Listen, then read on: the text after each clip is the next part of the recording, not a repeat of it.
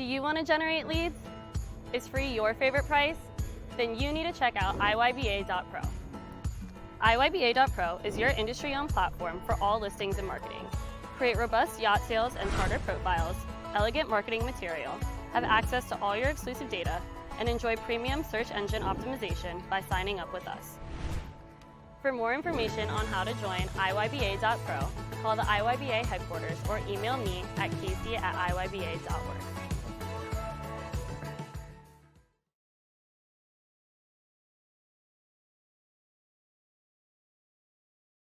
Maritime arbitration has been around for hundreds of years. Now we have a new forum to solve our disputes. The IYBA has created the International Yacht Arbitration Council to solve our disagreements. We have experienced maritime attorneys and yacht brokers to serve on our panels, people who know the law, who know boats, and who know the yacht business. IYAC arbitration can handle yacht claims, contract, purchase, and commission disputes privately, quickly, and less costly than going to court. Sometimes disputes happen, and when they do, the IYAC is here to help you solve them.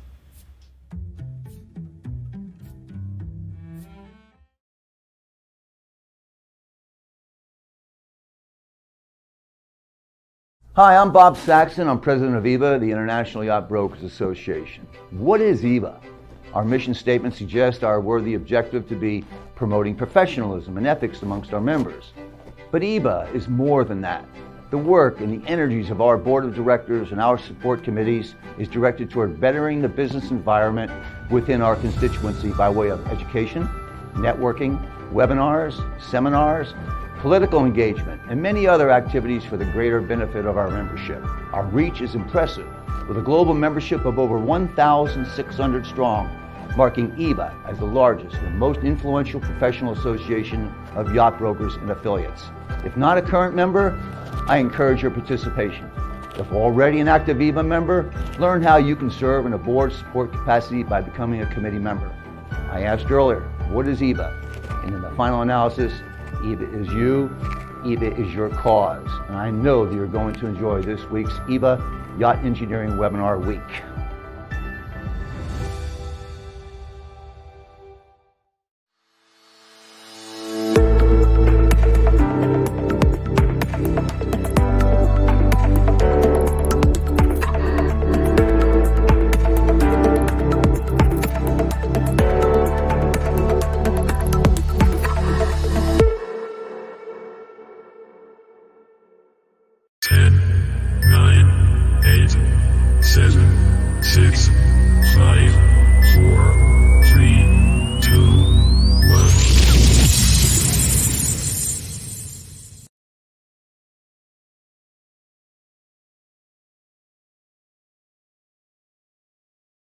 About that, as you would, I guess, have surmised by now, we're a yacht brokers association, not a movie studio and technical corporation. So welcome everybody. Thanks for joining us here at the IYBA Yacht Engineering Week. This is our 6th yacht engineering seminar, although a little bit different than any one that we've ever done before. We at IYBA pride ourselves on bringing quality educational content and increasing the level of professionalism throughout the industry. We do that through our seminars, and in the world that we're living in today, obviously, we can't all meet and enjoy the networking opportunities and the interactivity and camaraderie that we normally have in a seminar venue. So we're going to start this week first by thanking Robert Allen Law, our official coffee sponsor for the entire week, for bringing this to us. We got another host of sponsors that we're going to talk about here in just a minute. Just to give you a little background, IYBA's Yacht Engineering Week started 6 years ago. Bob Zarkin and I, both members of the board at that time, felt like there was a great opportunity to bring another aspect of education to the membership. And that was more in the technical aspects of what goes on in the boats that people sell. So we felt that yacht engineering was a great idea. We had a couple of sponsors step right up at the beginning. One who's still sponsoring with us, that's AME, Christine Battles and Rich Marriage, have been great supporters of this event from the very, very beginning. And we've brought 6 quality, or 5 so far. 6, today is the 6th, beginning of the 6th quality educational event on yacht engineering to the audience. The committee who helped me put this together was Bob Dennison, Trevor Carroll, and Jeff Stanley. Thank you to those guys for the great input that they gave in bringing the topics forward for this. Your board is what makes all this possible. Their decisions as to how we bring things forward. And having not been able to bring our yacht engineering seminar as we normally do together in May, we felt this was a great way to be able to bring the message to the membership. Our staff here at IYBA, Emma Ross, Rayut Masray, and Casey Noble are the ones that really make all this stuff happen. They're just here to make me look pretty. They do a good job on other things. Between two Yetis, Lee Savage and his team have done a fantastic job of putting all this together for us. As you're going to see through the course of the week here, a level of professionalism has been added that we've never seen before. Our sponsors that make all of this happen, just like when we do the normal hotel conference room type of events, we can't do it without the help of our sponsors. As I mentioned, Robert Allen Law is our coffee sponsor through the entire week. Pantropic Caterpillar, MPI, and KVH. Thanks to Northern Lights, who's been a sponsor from the very beginning. Northern Lights and Technicold. Seakeeper has been a sponsor since the very beginning of Yacht Engineering. Quantum Stabilizers has come to join us. AME Solutions, as I had mentioned a few moments ago, has been with us since the very, very beginning. JB Connectivity is helping us with our Wi-Fi today. LMC is our official timekeeper. And we also have joined this year Karen Lynn Interiors, Apollo Lighting, and Underwater Lights. So thanks again very much to our sponsors for making all of this possible. So the agenda for this week is going to be one of educational content, and we decided we'd mix it up a little bit by trying to make it relevant to the brokerage community and the affiliate community as well, as to how do we serve our clients better and how do we basically bring boats to close and make more money. That's what we're here for. Many of us do this because it's our passion, but we also like to try to support our families with it as well. So we're going to do each morning with a segment, educational, and then the next thing we're going to have is a panel discussion. Wednesday, you're going to see a little bit different format. We've got quite a lot of educational content for that. So we've got a variety of different things to talk about. One of the things, is that we are in a different environment today than we've ever been in before. Social distancing is critically important, and making sure that we're healthy and careful is important as well. So if you guys don't mind, I don't mind. I think we're going to go socially distant and responsible here. We've got a lot of great stuff to bring you from the field today. Heather Lee O'Keefe is my co-sponsor, or excuse me, my co-host. And Heather's going to bring a different flavor to the entire event than I normally do. You guys know me. Heather is newer to the industry. She's been around the industry all of her life, but never enjoyed the technical aspects of it like she's going to learn about this week. So it's going to be a learning journey for everyone together. We're going to see if we can let Heather up from our remote studios. Let's see if we can do that. Heather, are you there with us? And now we're live from the field with Heather Lee O'Keefe. Heather, we've employed some significant social distancing here, so if you don't mind, I'm going to go ahead and take my mask off. You can leave yours on because you're still with the crew out in the field. Heather's with us from the 106 Hargrave. She's joined us this week as our remote studio anchor. Heather, tell us a little bit about yourself and why you're joining us with IYBA's Yacht Engineering Week. Sure, Paul. Well, thank you so much for having me. My name is Heather Lee O'Keefe. I am a South Florida native, so I grew up around the boating industry pretty much my whole life, but I never really realized how in-depth this industry can be and how much there is to learn. So I'm really looking forward to this week to learning all about the mechanical side of things and the engineering of what goes into yachts. Well, I think you're going to have an interesting experience this week, Heather. What you're going to be able to bring to us, I'm excited about, and that is a non-industry insider's perspective. Having the ability to see some of the things and maybe even ask the questions that many of us in the industry are afraid to ask. So, if I'm not mistaken, you're with Rafael Betts from Pantropic, Why don't you go on over and introduce us to Rafael and tell us what we're going to talk about today. Sure, follow me. Good morning, Rafael. Hey, good morning, Heather. How are you? Hello. I'm so happy you're here. Thank this you is for an awesome having opportunity me. for both of us. Well, Paul, if how you you don't- doing? I'm great, you don't Rafael. mind, Thanks let's so stay much. about 6 feet Thanks apart so so we much can for take joining these us this masks I off. like morning. it. All right. I am with you 100% because this does not make me look good. All right, so Rafael, go ahead and introduce yourself to So our my audience name's here. Rafael Betts. I'm with Pantropic Power. My current role at the organization is the Marine Service and Product Support Manager, and I support the whole South Florida territory for Caterpillar with Pantropic. So Awesome. Easy Well, enough? thanks for joining Easy us this enough. morning, Rafael. No, So, my pleasure. if I'm not mistaken, what you guys are going to do is you're going to give us a basic overview of the cooling system. You're going to help Heather understand where things are and what they do, and then maybe point out to us some of the trouble spots or some of the higher maintenance components of the cooling system. yes, today we're going to go into the engine room. We're going to find the location, understand exactly where the aftercoolers are located, and then we've got some samples here today. We're going to show you a clean one. We're going to show you a dirty one, and talk a little bit about maintenance and how important that is and how that affects performance overall. And I'm hoping that we're going to have a great day today. I think we Well, are. when I first started working on boats several years ago, I had the ability to figure out these systems by going down in the engine room with a cup of coffee and just sitting there and figuring out, all right, here's where the water comes in, there's where it goes, and here's where it comes out.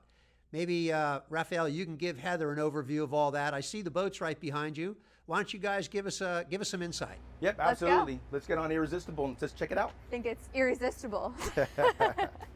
Now, the weather is a little dark and stormy today, everyone, so hopefully it works out for us, but we're just going to keep rolling. Watch your step. Thank you. All right. Oh boy, I'm in charge now. Get the door for you. Thank you.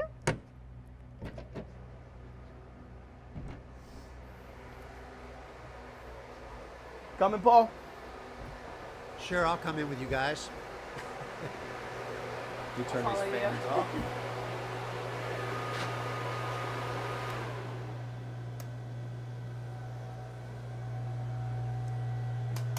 You know, Heather, I got to tell you, I'm a little bit jealous, some of but that noise on the down a little recommendation bit. of my dermatologist, I'll handle the studio. You go ahead and handle the field this week. All What's right. that, Paul? I was having a little trouble hearing you. Can you repeat that one more time?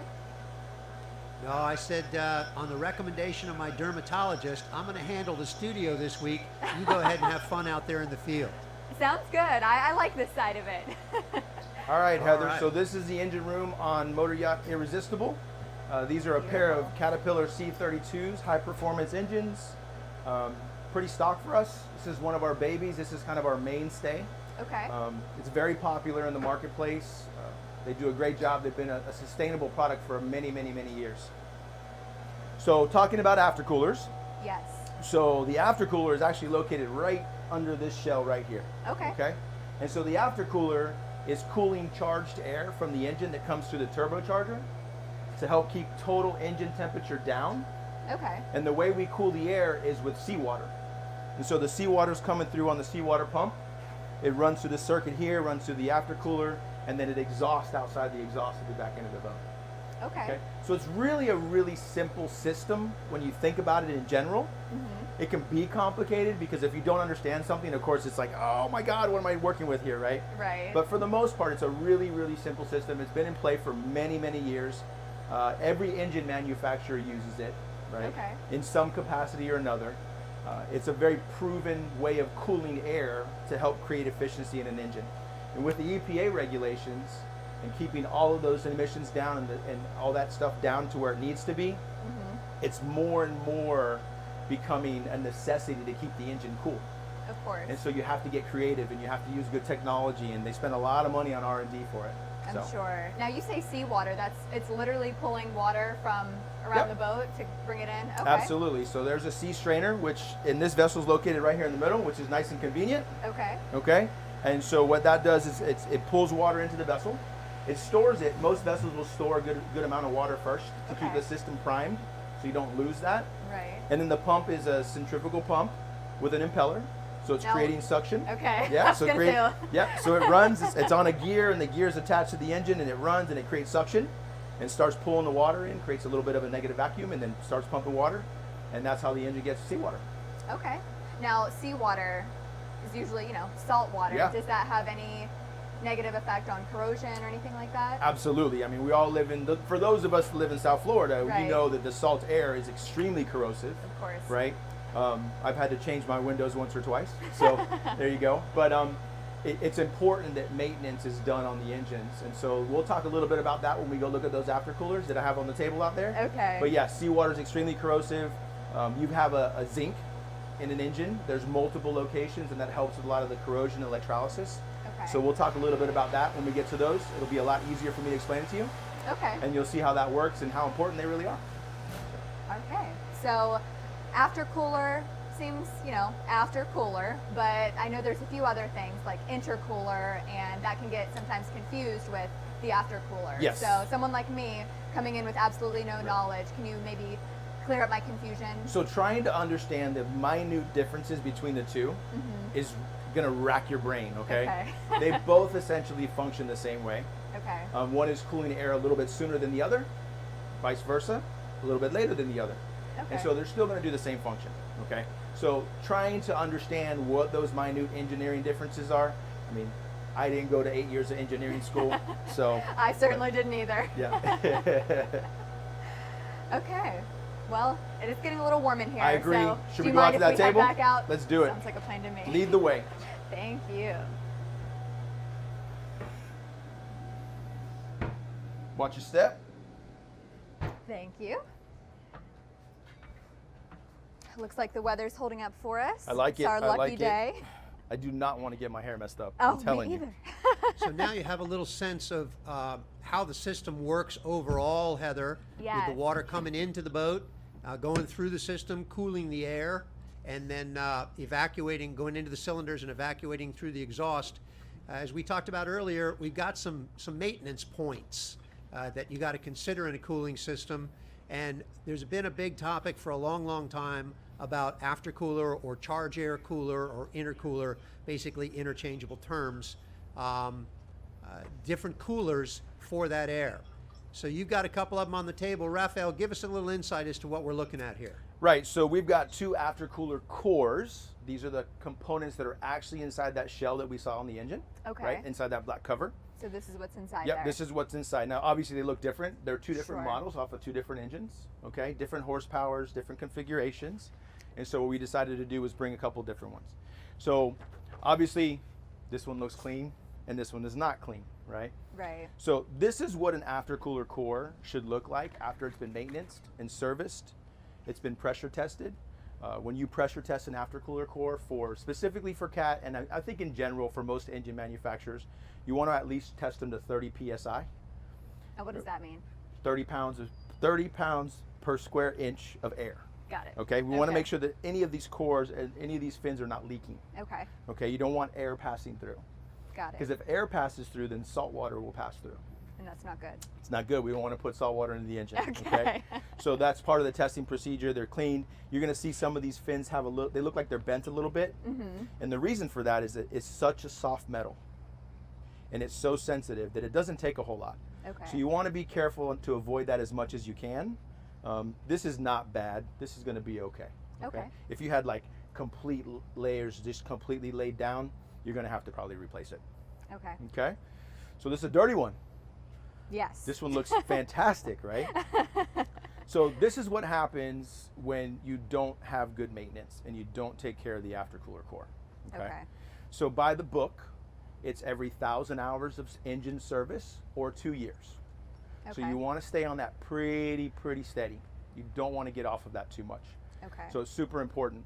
So this one's in really bad shape, and I'm going to point out some things to you just so you can see how bad it can get. Okay.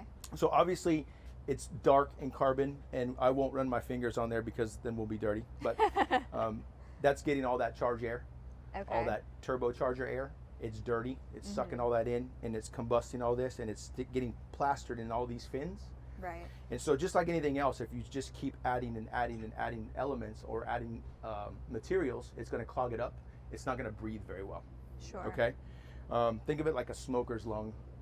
Okay. Okay. Yeah. This is the bad one. This is the healthy Yeah, one. there you go. There you go. Okay. So on this side over here, these are where the ports come in, where the water comes in and the air transfers. So it's going inside here. If you want to take a peek in there, you can kind of see how it really looks. Okay.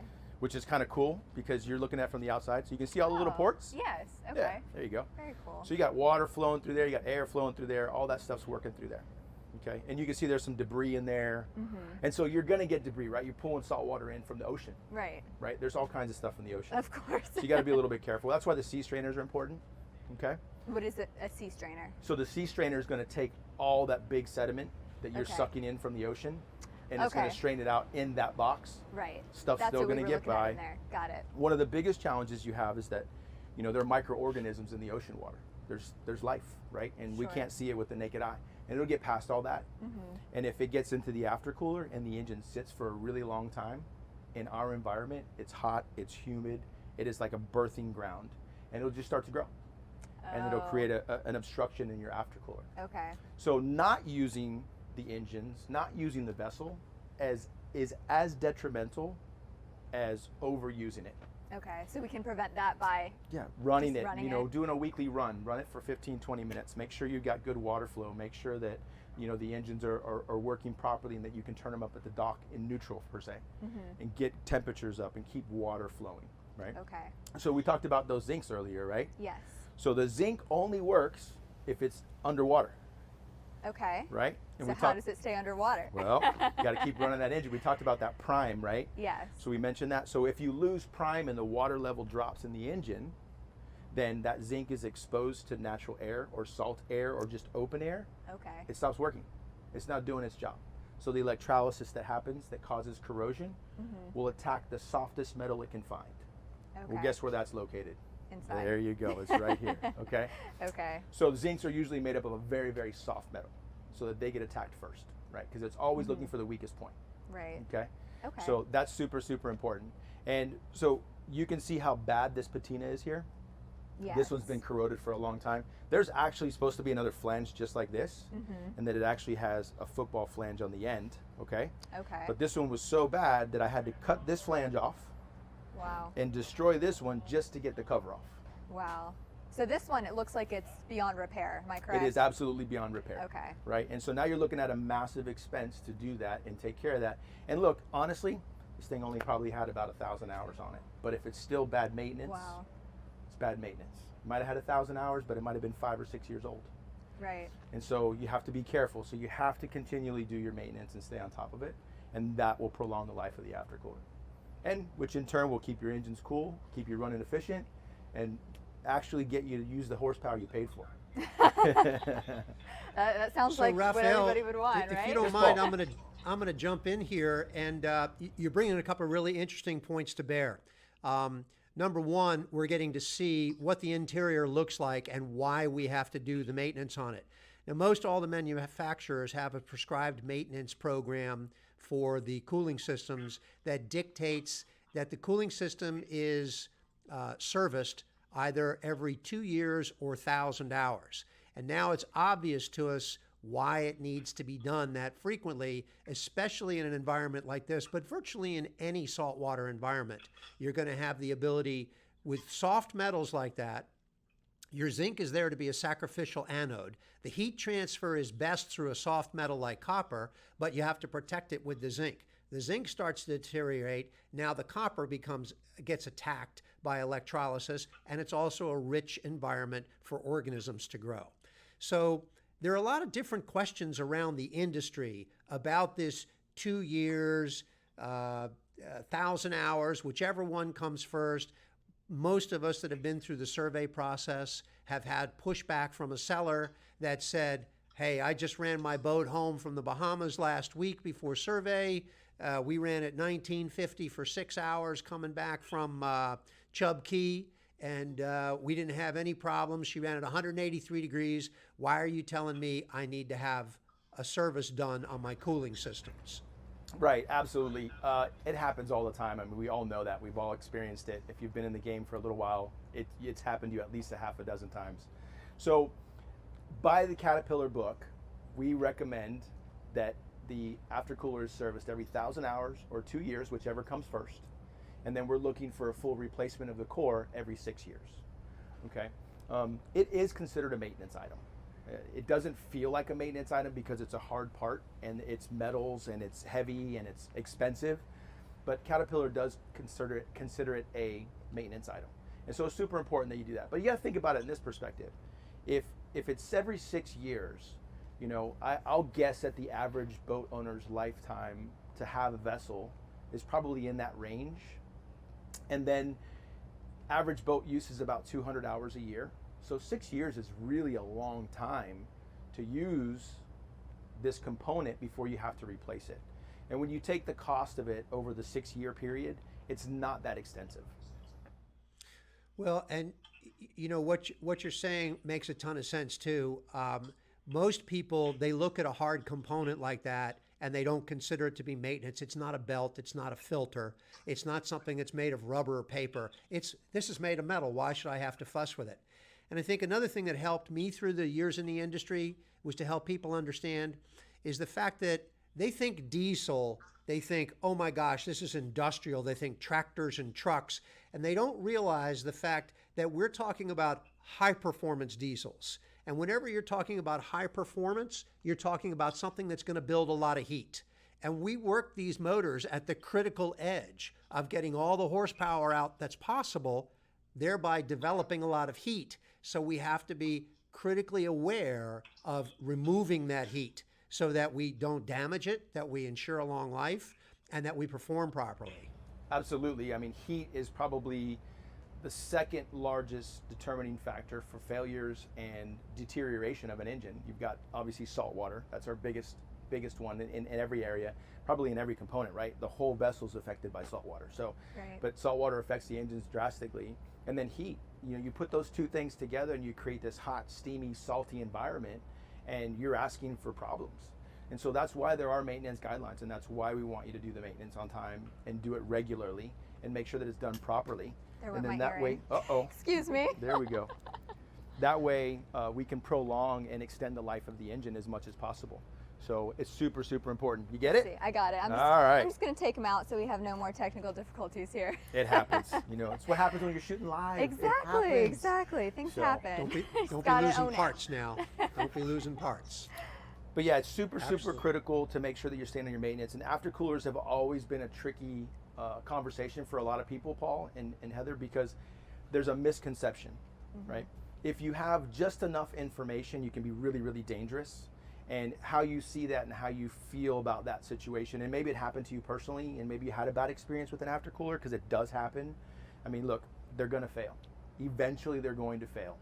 And so it's really about understanding the right information and processing the right information and then sharing the right information. Sure. And from you guys, from IYBA's perspective, it's really a big responsibility for you guys to make sure that you're educating your buyers and your sellers and making sure that they understand properly, so it makes your job easier. I mean, ultimately, you're trying to bring joy to people that are out there buying and selling boats. Of That's what it comes course. down to. Of course. Now Another you thing said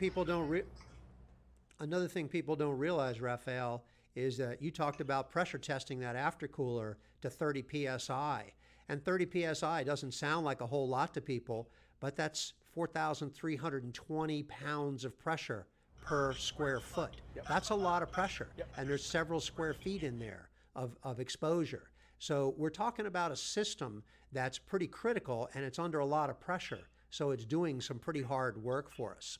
You know, that also brings me to another question, Rafael. You know, recently, over the course of the past couple of years, Caterpillar in particular has determined that not only is the aftercooler a maintenance item, but I guess they consider it a wear item, because now the directive is that after 6 or 7 years, it needs to be replaced.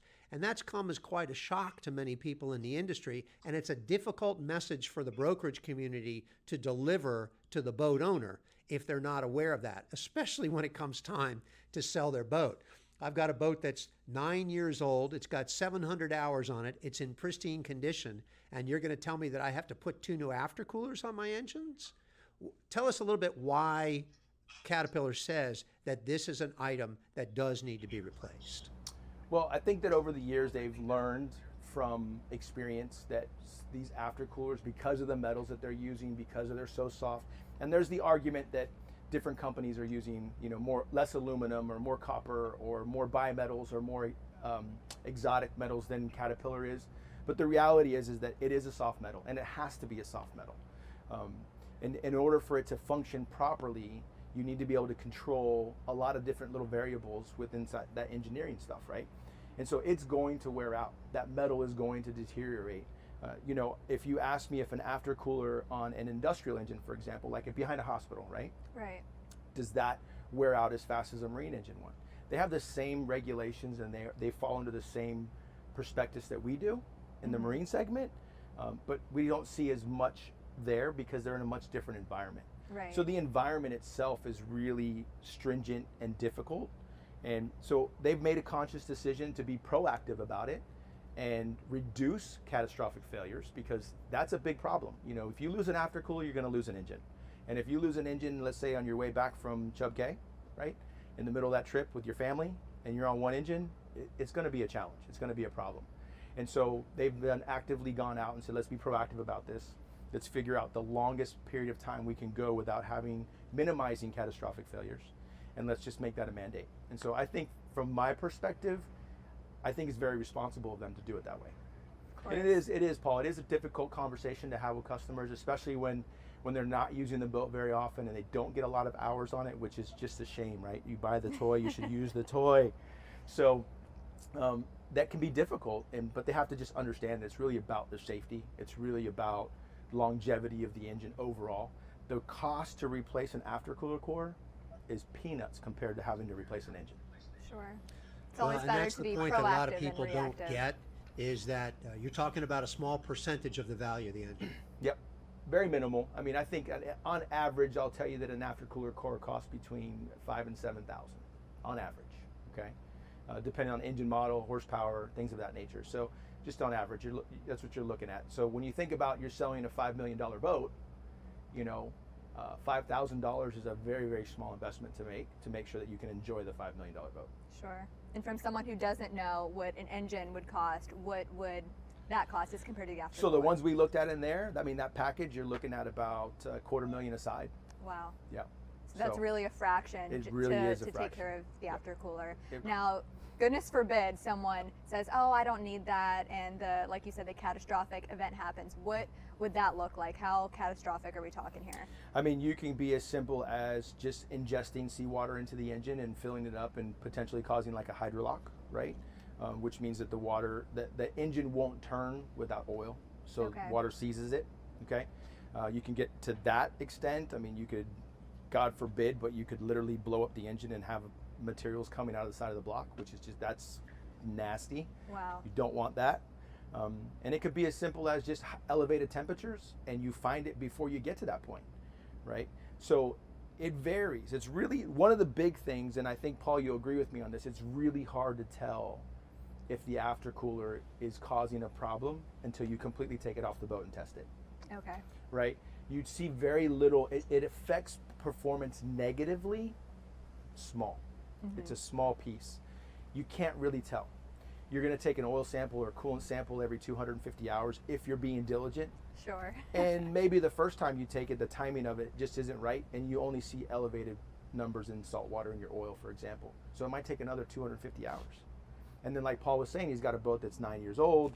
It's got 650 hours. Think about that. How many years are going to go by before they figure out Right. that the aftercooler may have a problem? That's So it's true. super important. That's why that 2-year mark is there. And that's why we talk about it's either 1,000 hours or every 2 years, because it's super important that you're doing it regularly. Sure. It's kind of like going to the doctor. Yeah. No one likes to go, and nobody ever has a problem until they get there. Right. An apple a day keeps the doctor away. Yeah. An aftercooler every 2 years keeps the engine blowing up away. Yeah, there you go. I like it. We'll work on that one. But I like Yeah, it. we'll work get on that, somewhere on that. I tried. We'll work on adding a new adage to Yes. the industry, Heather. Well, that this topic we're going to dig into a little bit deeper in our B segment this morning when we talk to surveyors and other engine guys talking about engine maintenance issues that are identified in survey. But this is obviously one of the biggest ones. I think we've learned a lot about it. Heather, I think you've probably got a whole new perspective on how an engine stays cool now, don't you? Absolutely. I mean, just about half an hour ago, I didn't even know what an aftercooler was, and now I know a lot. I know what it Well, does. now you know there's I know an why we need aftercooler, it. and there's an intercooler, and there's a charge air cooler. Yes. And they're super different, right? Yes. Yeah, you know. Yes. Yeah, Well, I can't give you the great information that Rafael gave me here, but I have more information than I started with. Well, and I hope that I was able to help and give you as much of an education as anyone can get in 20 minutes. Absolutely, I think you did and a great I job. really appreciate you guys having us here, and it's been a really awesome experience, so thank you. It's been a great experience for me as well. Thank you. Well, Rafael, thanks so much for your input and your expertise, and thanks to Pantropic for their support, Caterpillar for their support of IYBA and helping us with the ability to bring these educational segments to the yacht sales community. Heather, thanks very much for your time this morning. And we're going to come back to the studios here. We're going to take a break in a few minutes. And then we're going to come back with our live panel discussing engine maintenance issues at Survey. Thanks very much, guys. Try Paul, to stay thank you so dry, much. and we'll catch up with you soon. Thank you, Paul. Back to you.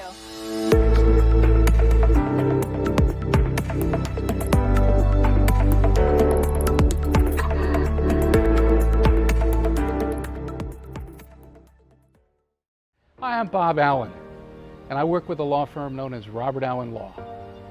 We're a law firm dedicated to serving the needs of people in the yacht industry.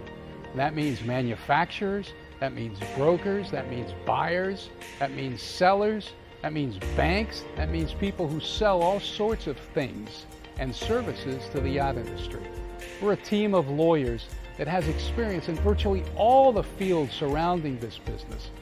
And if you're in the business, you know how important it is to work with lawyers who know yachts, right? And know the type of problems that arise and know how to solve them. Our job as lawyers is to help deals get done. Thanks for the opportunity to be of service to the industry, and we look forward to hearing from you if the need arises.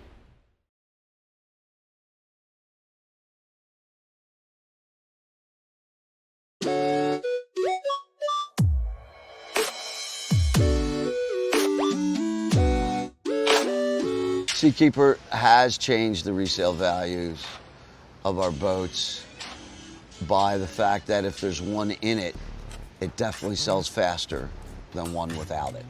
A boat today, the same model without Seakeeper, it's extremely penalized on the used boat market.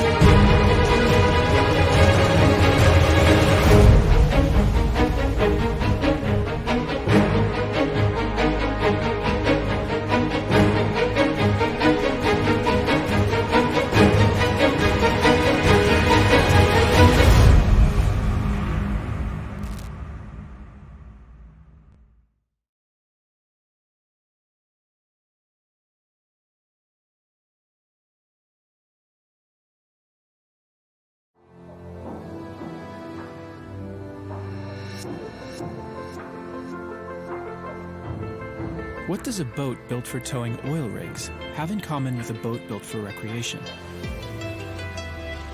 Neither one has any room for error.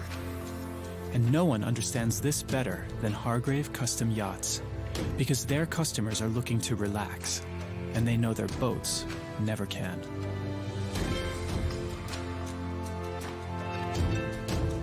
There's a lot of challenges when you're running a charter boat. A lot of times people don't really realize the behind-the-scenes stuff. It's not like the freighters or the fishing boats. Yachts go out in fair weather, and I've been very fortunate to. I've only gone through a couple of really bad storms, but I had to get in Antigua for a charter boat show. These dates are hard set. I reluctantly set off. At day 3 into a 4-day trip to Bermuda, we just hit it hard. We're in 30-foot seas with 70-knot winds. I mean, we were kind of holding on here. The boat was rolling so hard that there was not enough water in the bilge for the pumps to work, because at one point the water was all the way at this side, and the other point it was all the way at that side. And I realized that when that clutch pump goes to 60 minutes an hour, we're sinking. And I'll tell you, thank God for, engines, because that damn engine got me all the way to Bermuda and kept that pump running.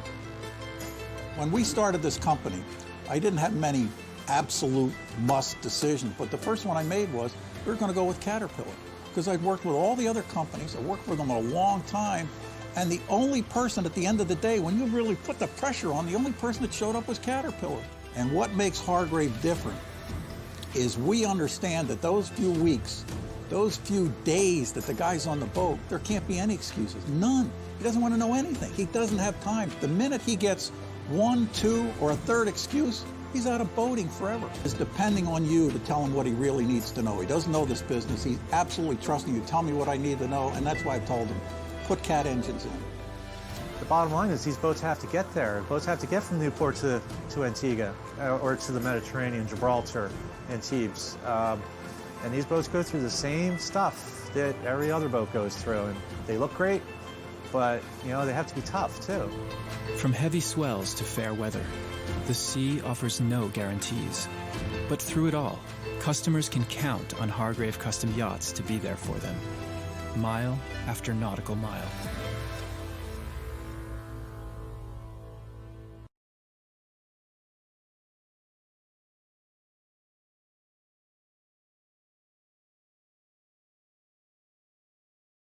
Yeah, we can turn the volume down on there. Yep. All right. So here we are back in the studio. Again, I apologize to everybody for, go back up to enable the mic. Enable the camera. There you go. Go to the webinar. Folks, we're trying to work through a few technical difficulties here. I apologize. We've had, we got Brian coming back up. There's Brian's with us. Hello. Hey, Brian. Brian Fowler with Pantropic Caterpillar, and hopefully Peter Berkley and Malcolm Elliott will be jumping in here with us in just a moment. I apologize, folks, for the technical difficulties this morning. Don't know why we're having this problem. My camera seems to be working okay. At least I got a light on. And for some reason, my mic decided not to work, but that's modern technology. Continue the webinar.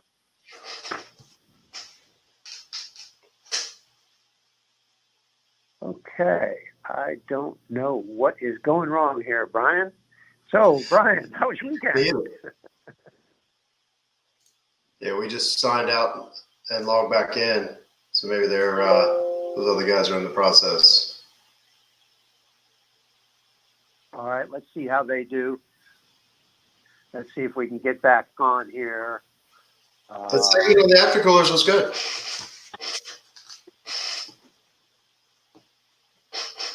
Yeah.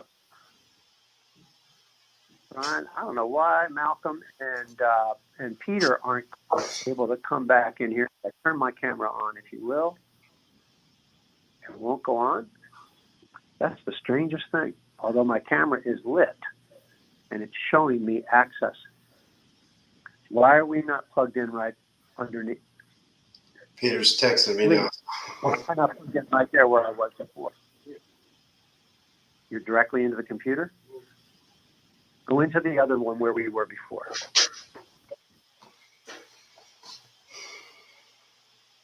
Hang in there with us, folks. We've got a great panel discussion ahead of us with with Malcolm Elliott from Florida Nautical Surveyors, with Brian Fowler from Pantropic Caterpillar, and also with Peter Berkley from RPM Diesel. I promise it's going to be good. Stand by with us for a few minutes, and we'll get live. Brian, can you hear me okay? I can hear you, yes. Okay. All right. Peter just texted he's trying to log back in now. Okay. All right. Thanks for your patience, folks. I'm sorry about this. Bill says you look great. Yeah. Hey, good morning. Why aren't you on here? Oh, he'll be on later in the week. Good. Okay. Looks like Peter's in here with us. And we're going to keep trying to, yeah. Let's see if we can get Peter to come up in here with us. Ah, look at that. I think we've got the IYBA camera back. Yep, looks like we got that. That's good news. All right. So, Brian, it's you and me so far. And we'll see if we can't get Peter and Malcolm to join us. And you know what? Let's you and I dive in while the technical group tries to get the other guys back online. So that was a good segment with Rafael and giving Heather a little heads up on what goes on with Aftercoolers. But you know, this segment, what we wanted to talk about was more things involving survey. Looks like Peter Berkley's jumping in here from RPM Diesel, and we'll hope to see him live in a minute, and then we'll get Malcolm Elliott in, the world famous Malcolm Elliott, surveyor par excellence. But Brian, you know, we talked about Aftercoolers here, but there's a whole lot more that we need to talk about when it comes to survey considerations. You know, one of the things that Peter brought to mind earlier when I was talking with him was about oil samples. Now I'm gonna let him address some of the questions that he had given me to ask, but I'm gonna ask you about oil samples per se. Is that like a blood test, Brian, or is it more indicative of what's going on now, or is it a trending type of thing? Give us a little primer on oil samples, if you will, because it's a big thing in survey. Sure. Oh, yeah, that's a good way to put it. Oil samples are like a blood test for the engine. And, you know, as blood tests go, people to people are different, engines to engines are different. So from your port and starboard engine, the oil samples are never going to be the same. Really what you're looking for is, like you said, the trends over time. So it's important to start taking oil samples early on in the engine's life, and then you build that baseline that you can just compare future samples off of to try and tell if trends of, you know, certain metals or elements are there and shouldn't be, or growing where they shouldn't be. So no, it's very important, and it's very expensive. So you're talking about metals, and we're talking about wear metals here. I think one of the things that's important to put into perspective is, first of all, that when we do an oil sample, it's detecting parts per million. So we're not talking about big chunks of copper floating around, or, you know, hunks of aluminum, or an old beer can floating around in the oil sump. We're talking about parts per million, and we may be talking about 12 or 14. So while that's, you know, trying to give that a little bit of perspective, again, you might want to also realize that some of those metals you don't want any of, or you expect to have a little bit, but you want them to be absolutely minimal. Right. Tell us about the baselines that the manufacturers establish for that. Well, it's metals, but it's really just all elements on the periodic chart. It looks for salt, it looks for water. Silicone is an indication of dirt. You know, the list is huge as far as what they're actually breaking down to. But there are, you know, certain parameters that you don't want to exceed. Yeah, for example, say just use 50 parts per million aluminum. From engine new, if it's bouncing around 40, that's fine. And then, you know, one day you take a sample and it's up to 60. You know, or 49, let's say. You know, that's still below the minimum, but it did jump up by, you know, 25% almost. So what happened there? And that's really what you're looking for, is just the trends of some movement that wasn't there in previous samples. And one of the other interesting things is that you can tell what component in the engine is starting to give us some wear considerations. If it's aluminum, typically that would be a piston in a diesel engine. We don't have too many with aluminum heads, if I'm not mistaken, correct? No. And oftentimes the aftercooler, nod to the last segment, would be, there's a lot of aluminum in the aftercooler typically. Okay. All right. And sometimes we'll see things like copper. Copper maybe would be what, an injector jacket or an injector tube? Yeah, bearings, your main bearings, rod bearings, those are often copper, the softer metals, because they're considered wearable. Exactly. There's you can kind of, depending on the levels, what metal it is only located in so many places in the engine, so you can kind of narrow down where to look based on what you find. If you find aluminum and salt, you just think aftercooler. If you're finding steel and copper, you're thinking more the bottom end, or iron, I guess, and copper. But things like that would kind of just, you kind of look at it as a whole and just kind of break out the results and see which direction it sends you in. But most of the time, you're just adding to that baseline. Right. Okay. Malcolm has joined us. Thank you, Malcolm, for jumping back in with us. And I'm going to get to you with a question in a minute, but I want to continue a little bit along this line on oil samples with Brian.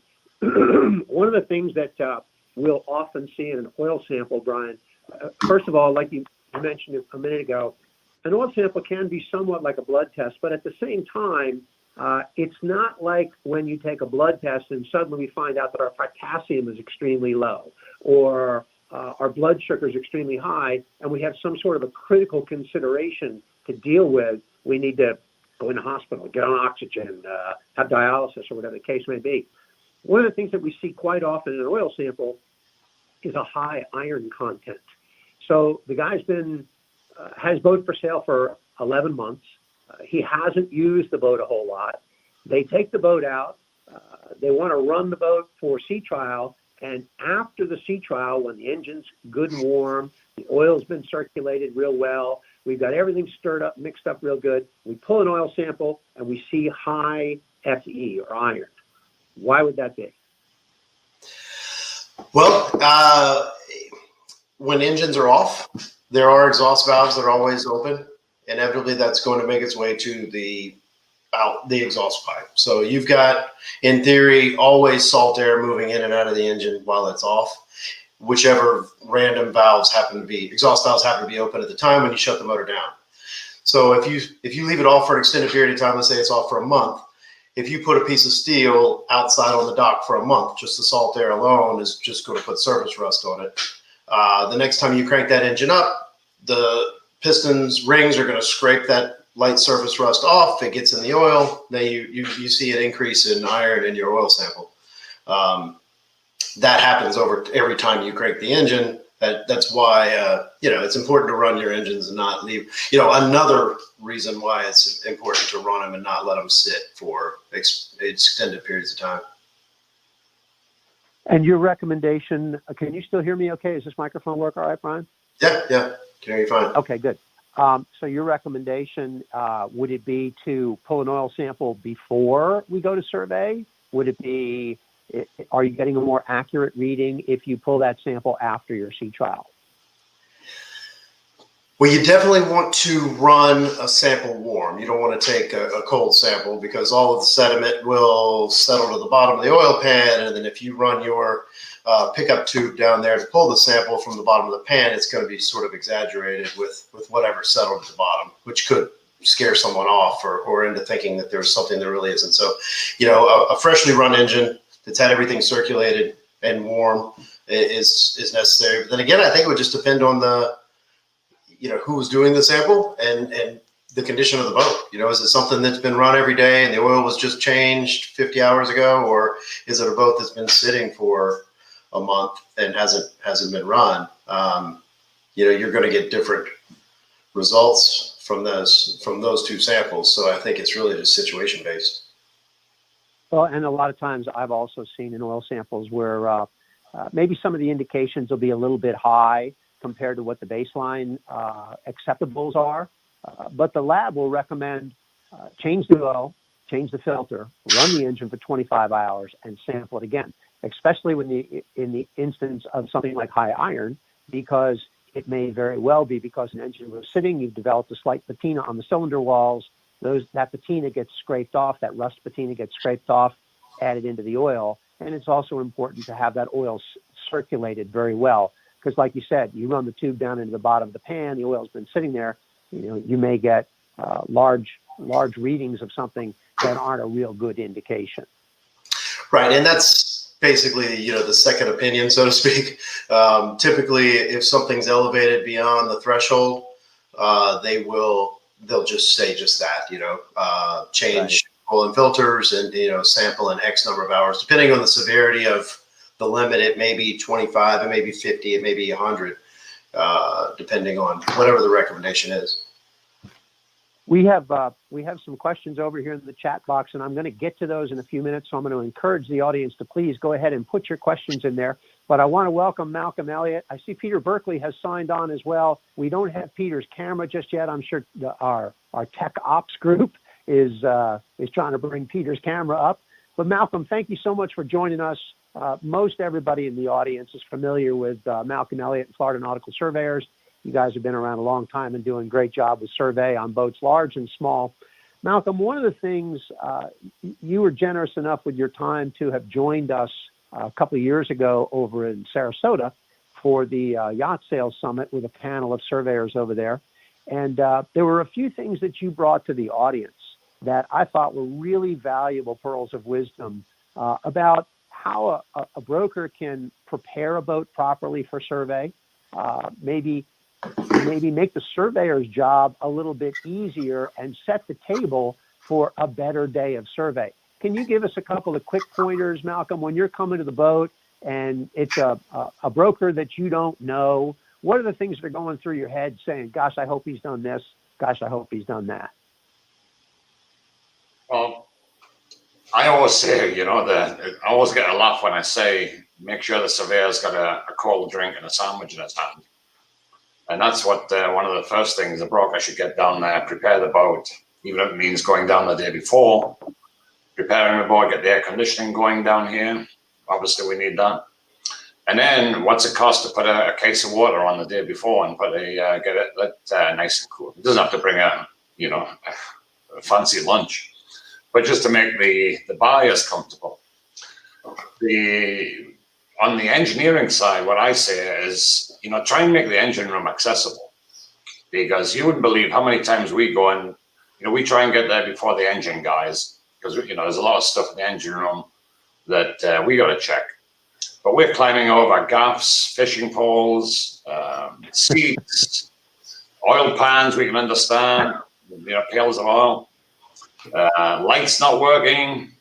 The thought the brokers or the captains, the sellers think they're doing everybody a favor by starting the engine, starting generators like 10 minutes before we get there.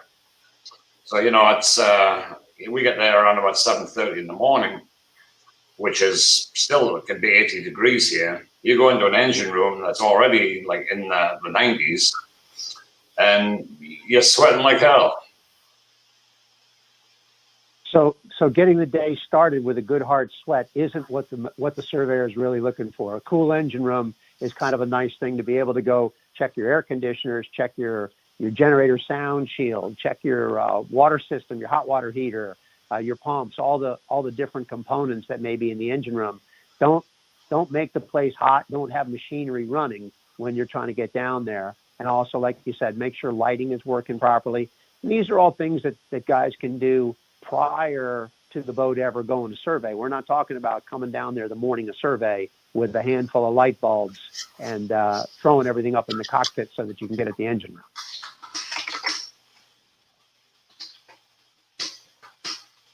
Can you guys still hear me okay? Pretty good. Okay. I think Malcolm's camera has frozen. He doesn't usually stay still that often. So, and I don't think we're getting Peter's camera up just yet. Peter's Malcolm dropped off. I don't know what's going on with our platform this morning. I apologize to everybody for the instability. Peter, can you hear us? Yeah, I'm not getting any audio. Yeah, Peter in the chat box saying that he can hear us, but we're not able to hear his microphone. So we'll see if our tech crew can get that going.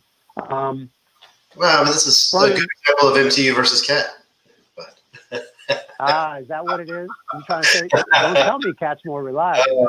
I had to get a dig in when he can't defend himself. It's not fair to take advantage of a guy with his microphone disabled now. So, Brian, let's go back to some of the other things that we're talking about in the engine room component of the survey. And we were talking about samples just a minute ago. Tell me about coolant samples. Early in my career, there was no coolant sample done. Peter says you're very funny.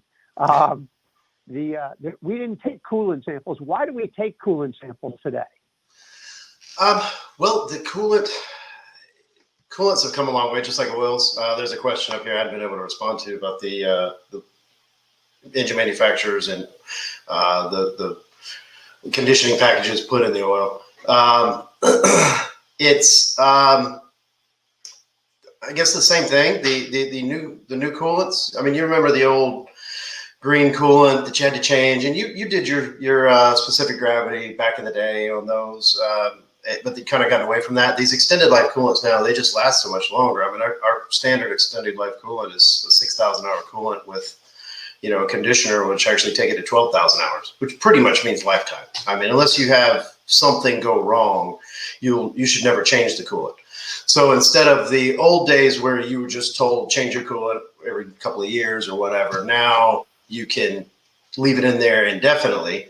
So the best way to tell that indefinite is still okay is to take a sample. It's much less expensive to take a sample than it is to replace.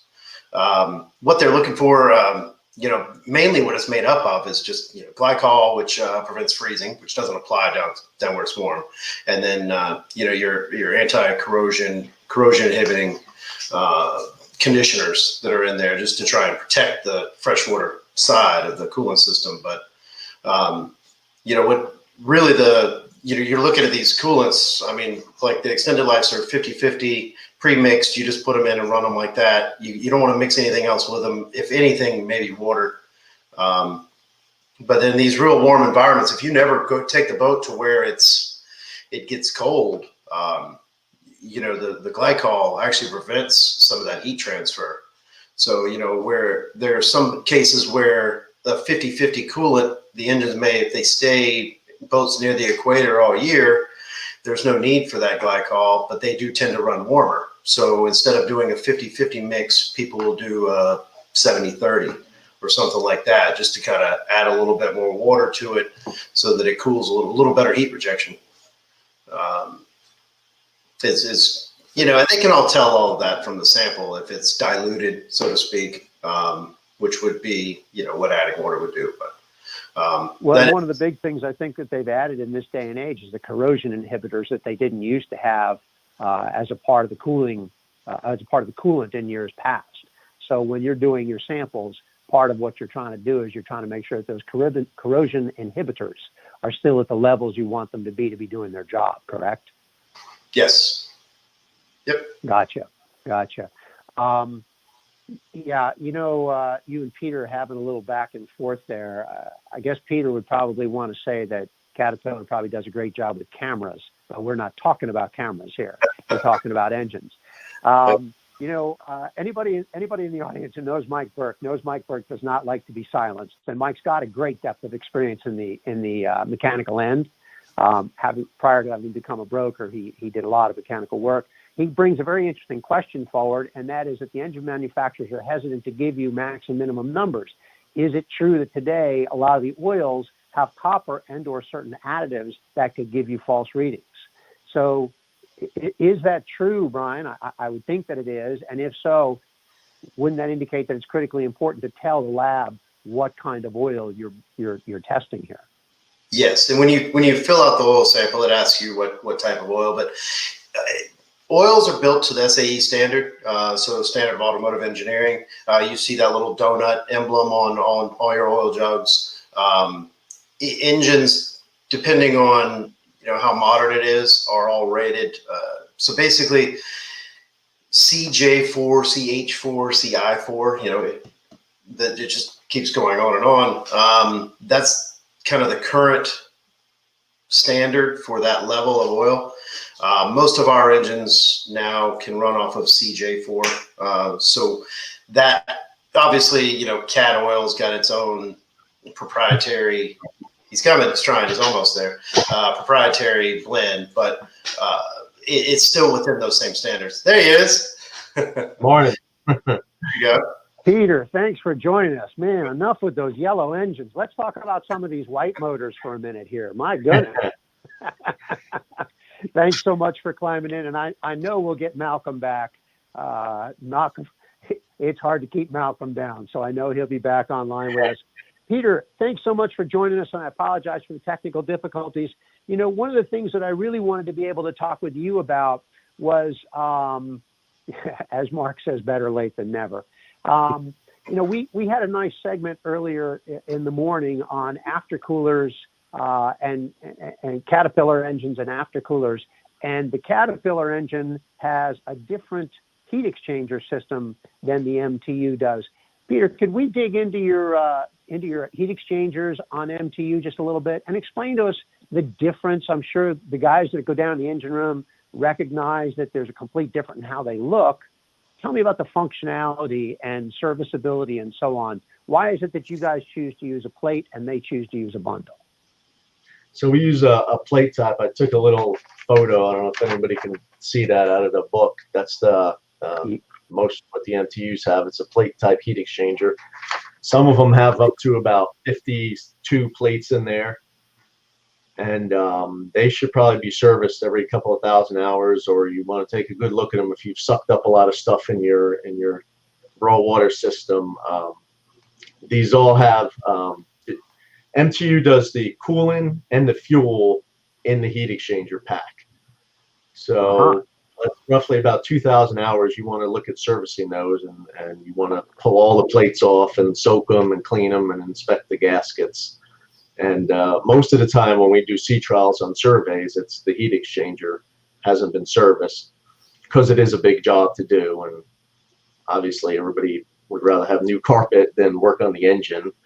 But it's a pricey job, and it'll serve you well to do that at your normal service intervals, which is roughly about 2,000 hours on the MTUs. So, Peter, one of the things that we talked about in the aftercoolers on the Caterpillar engines earlier was the metals that they're made of, and the reason that you want to have zinc anodes and the protection against electrolysis. What are the plates made of in that bundle? In that plate style heat exchanger? Okay, so these are titanium plates. Okay. But over time, there's like bronze and brass fittings that go through them, and those will eat away and still take out your titanium plates. They don't go bad often. They do go bad, and it's roughly about 150 to 208 plate to replace them. But I mean, you do for maintenance, they'll go a long time. I mean, I've seen boats with 8,000 hours and they've never replaced the plate because they've done the proper maintenance on these units. And if when you disassemble that plate system, if you have 3, 4, 5 plates that are bad, can you interchange those plates, or do you have to do the whole thing? No, we will just replace the plates that are bad. We'll inspect them all, and we just replace the bad ones. Okay. All right. So, our engines use, we're basically using the same, I think even the same vendor, plate type heat exchanger. That engine they did on the last segment had that same plate type heat exchanger with the fuel cooler running through it. So similar. Okay. Very similar. So the heat exchanger and the fuel cooler in the same place. And then, transmission and oil coolers tend to be in a separate component, correct? Correct. On the MTUs, the old PLDs have a separate oil cooler altogether. It's a big unit. I mean, it comes off, goes on easy. Sometimes you can clean them. We haven't had a whole lot of luck cleaning them. We just recommend replacing them when the temperature starts getting elevated on your oil system. The 4000s have an oil cooler that is a plate type like this, and that's serviceable. And you would service it the same way you service the MTU oil heat exchanger plates. It comes off and you the plates, and those you would re-gasket every gasket anytime it comes apart. The heat exchangers, a lot of times you could reuse the gaskets for an extended period of time. And once they start getting, you know, cracking in your fingers, then we'll replace them all. But you can go probably 1 or 2 cleanings before you have to replace those gaskets. Okay. All right. So one of the questions that we have, welcome back, Malcolm. One of the questions we have over in the chat box, again, Mike Burke has asked on the 1,000, 2,000, and 3,000 services, 1,000 hour, 2,000 hour, and 3,000 hour services. Is it true that the manufacturers are going by load and fuel burn? Can you get the guys to talk about that and what it might look like for these high hour boats?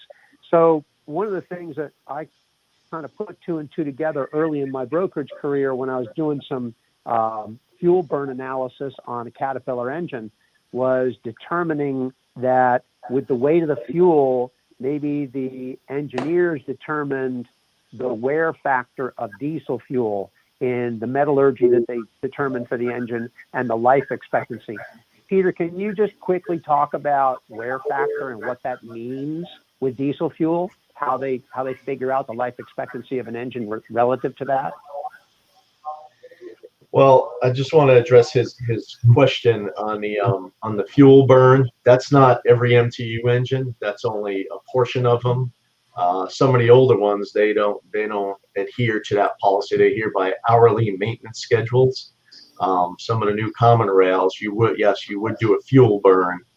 They call it a load profile, and you base your maintenance on that fuel burn. So if your hourly maintenance says, you know, you do charge air coolers at 1,000 hours, but based on your load profile, it might say, no, you can wait another 1,000 hours to do it because you're not really running those engines, you know, to perform. It's up to spec.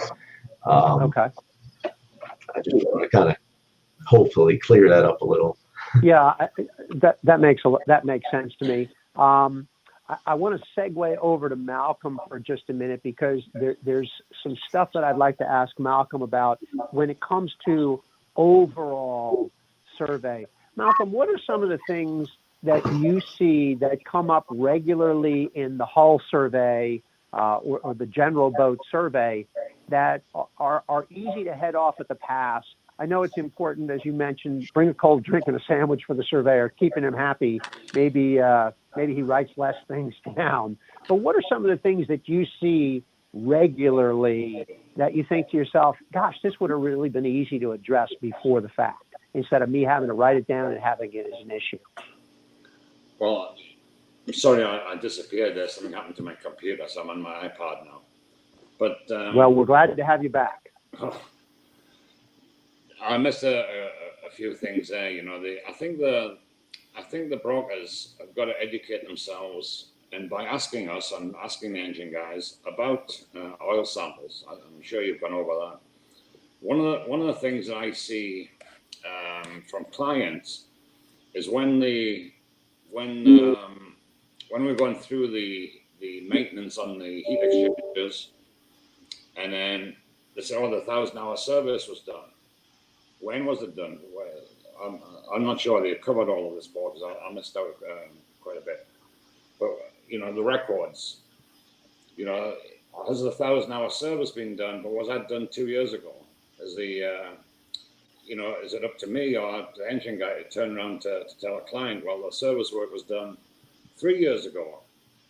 You know, and everybody, I was with a guy the other day, and he said, "Oh, the last time I worked with you, Martin, was about 3 years ago." I looked at his report. It was 2011, the last time I saw the guy. So get the records really accurate, okay? Because on some of these engines, when we go on, we got to tell, you know, the say, well, you got to service them, and it can cost 25,000. So yes, it's a small percentage, but 25,000 is a good chunk of change for anybody, and for the broker not to tell the client until the day of the survey that he's going to spend 25,000 just to service his engines. Do the brokers know anything about the cost of it, like a regular service, just changing oils and filters and all that? I don't know how much you caught on my first time I started talking, but getting the engine room clean and tidy. Don't run the engines before the surveyors get there. Like I say, the records, get that done. Generally, get the whole boat, ready for a survey. Don't have fish rotting away. And I think I mentioned this at one of the seminars. I went on a boat and there was 2 wahoo had been in a fish box for 3 weeks with no ice, no refrigeration. You opened that, and the whole boat stunk like hell for the rest of the survey. And it just puts a bad taste into the buyer's mouth. But really, the brokers have got to, don't see any of the engine guys, and don't see me in particular, as the enemy. We're supposed to be working together. We actually try and help. I don't know about other surveyors, but we try and help the deal to go through. If you can, I always like to think myself, I've been at it a few years now, I think 30 years I've been doing this. And, you don't try and make a mountain out of a molehill. You got to explain to them, but it makes our job a lot easier. That if the broker goes along and says, hey, there's a stain in the carpet, we've got the carpet cleaned, there's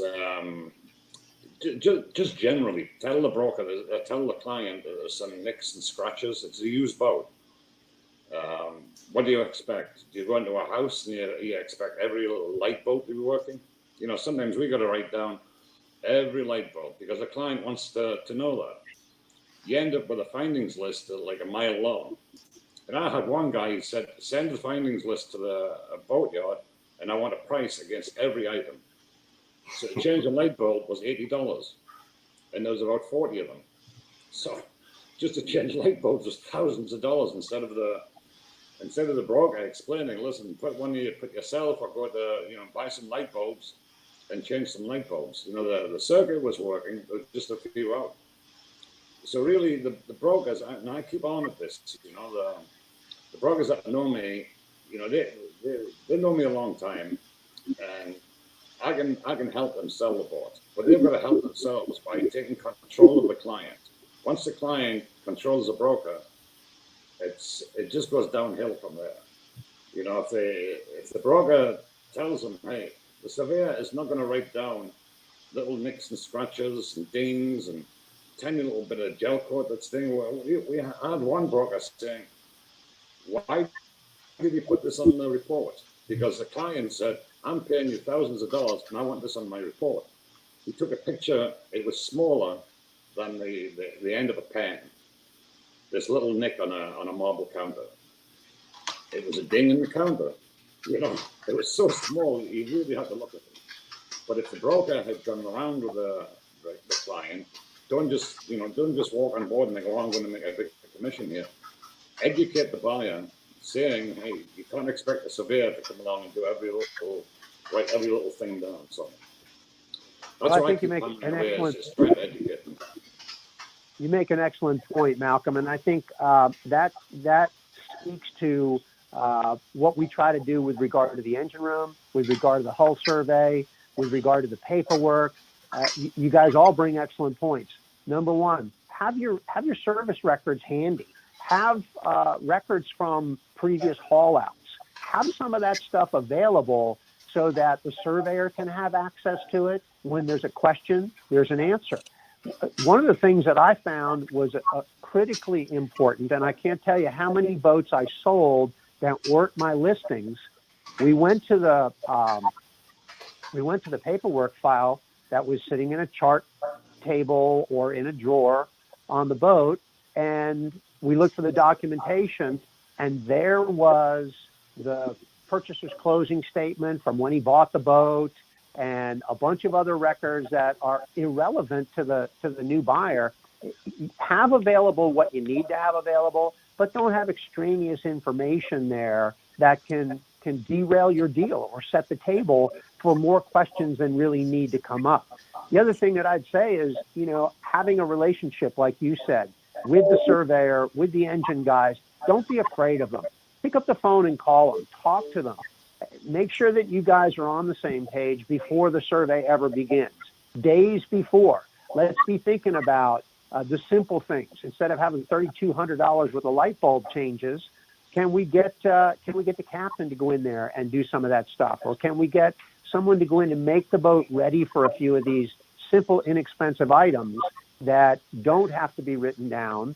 When the surveyor goes to the insurance company often looks at the recommendations and findings, and they don't even read all of it. They look at the number of them and they make a determination before they even dig in. So these are all important considerations. Setting the table for success is really important. I apologize to everybody for having the technical difficulties that we had this morning. There's a lot of really good information that these guys can share with us. I wish we'd had a little bit more time to dig into it, but I do want to let everybody know Brian Fowler's at Pantropic Caterpillar, Peter Berkley's at RPM Diesel here in Fort Lauderdale, Malcolm Elliott with Florida Nautical Surveyors. These guys are a fountain of information. They've got wide breadth of experience. They're all three guys that are happy to answer your questions, service your needs mechanically or survey wise. Although I know the manufacturers like Pantropic doesn't do pre-purchase inspections anymore. You guys can still answer a lot of questions with regard to that. And I know Brian's very helpful in that regard. Peter, do you guys do pre-purchase inspections or do you only do factory work? No, we do pre-purchase surveys. So you do. And one so your quick thing cameras before don't you work kill as us. well, but your mechanics do. So we like that. We're happy about that. Well, look, I'm going to let you guys go. Well, can I just make one thing here? You absolutely can, Malcolm. When we go on the bigger yachts, the class boats, it's a much easier survey. You'd think like a big boat is much harder to survey, but it's a much easier because it's being in class. There's a lot of much better records. From my experience in deep sea on ships, when the oil samples were taken, we would take them right from the sea trial, right from the very first sea trial, that ship being launched, and we got a history of all the oil samples. When we go on board, and I'm asked to do oil samples as well, the engine guys, right? It's a snapshot. You're getting a snapshot of what the engine is. And I say to people, if it's really bad, it's going to show, but we don't know about the history of it, how the oil was changed. Well, maybe it was 500 hours before one oil change. We changed it 80 hours on now. And this thing of running the engine, change the oil and run the engine, you only maybe 200 hours in a year. Now we're asking to put 20, 25 hours on, and it's difficult. That's just another problem that you come up against, So. Sure, you're right, Malcolm. And we talked a little bit about that with Brian while we were trying to get everybody connected about samples, what they mean, and really trending is one of the most important considerations. You bring a great piece of information forward. Now, something I was hoping to dig into, and that was class surveys, and what does that mean? Unfortunately, we're not going to have a lot of time for that. But again, I'll encourage the audience to reach out to Malcolm at Florida Nautical Surveyors if you have questions about that. We do have a guest that asked Pantropic, do you have a list or database website of all the worldwide technical contacts available? Wherever we have to do a survey, we always have to ask an engine tech to come to do that work and do his own survey, but we can't locate one. So yeah, absolutely. Check with your local dealers. Your local dealer is going to be able to give you a reference to someone in the area where you're going to be doing your inspection. And maybe their shop does do pre-purchase inspections. If not, most of the dealers can connect you with a dealer in that area that has has contact information for an independent that can come in and do the pre-purchase inspection. Guys, I'm going to thank you again very much for the time. If I could elaborate a bit. Energy. I just wanted to elaborate a bit. We don't do surveys because it became kind of a conflict of interest. People would think that we're saying that things needed to be done just so we could get to work on the back end. So that's why we stopped. We still do a general health analysis. If you're purchasing the boat and you want to have us come out and go for a sea trial, it'll give you a kind of a first as far as make sure that all the parameters are hit, it's doing what it should do or not. But then we'll just recommend that you have a mechanical survey done prior to purchase, which just gives us some distance from that. We'd be happy to take care of anything on the back end, but just don't want the buyer or the seller to think that, we're just trying to generate work for ourselves, because that's not the point.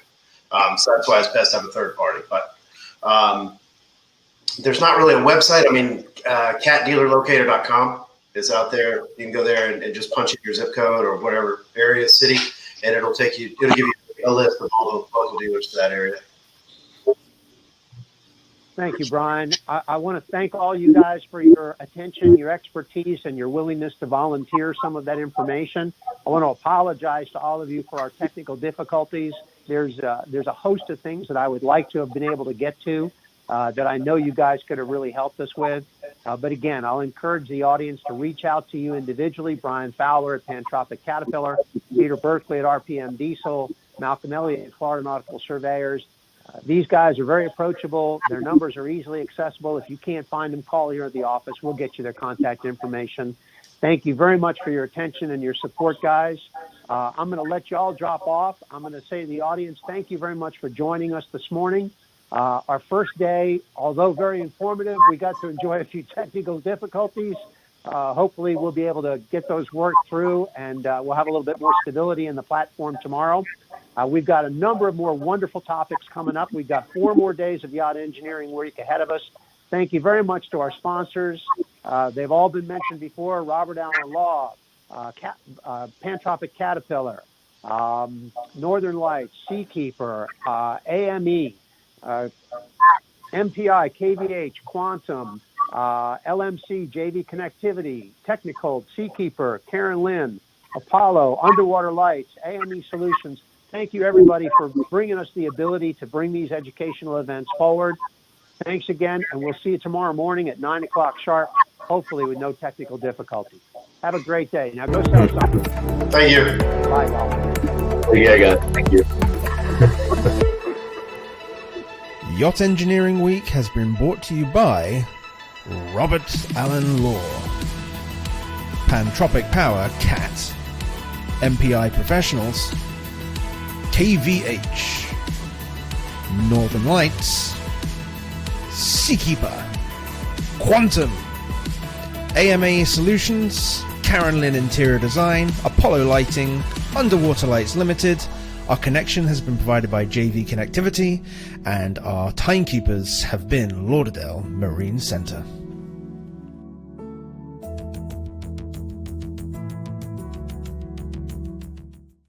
Do you want to generate leads? Is free your favorite price? Then you need to check out IYBA.pro. IYBA.pro is your industry-owned platform for all listings and marketing. Create robust yacht sales and charter profiles, elegant marketing material, have access to all your exclusive data, and enjoy premium search engine optimization by signing up with us. For more information on how to join IYBA.pro, call the IYBA headquarters or email me at casey@iyba.org.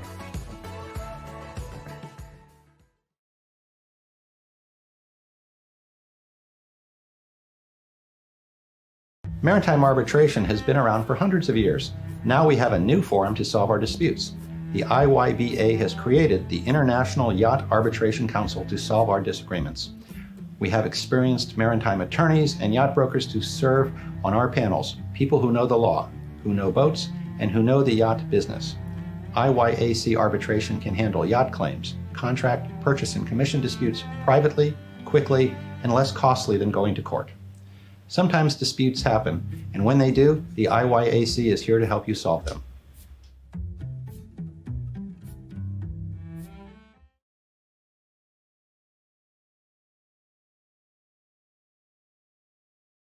Hi, I'm Bob Saxon. I'm president of EBA, the International Yacht Brokers Association. What is EBA? Our mission statement suggests our worthy objective to be promoting professionalism and ethics amongst our members. But EBA is more than that. The work and the energies of our board of directors and our support committees is directed toward bettering the business environment within our constituency by way of education, networking, webinars, seminars, political engagement, and many other activities for the greater benefit of our membership. Our reach is impressive, with a global membership of over 1,600 strong, marking EBA as the largest and most influential professional association of yacht brokers and affiliates. If not a current member, I encourage your participation. If already an active EBA member, learn how you can serve in a board support capacity by becoming a committee member. I asked earlier, what is EBA? And in the final analysis, EBA is you, EBA is your cause. And I know that you're going to enjoy this week's EBA Yacht Engineering Webinar Week.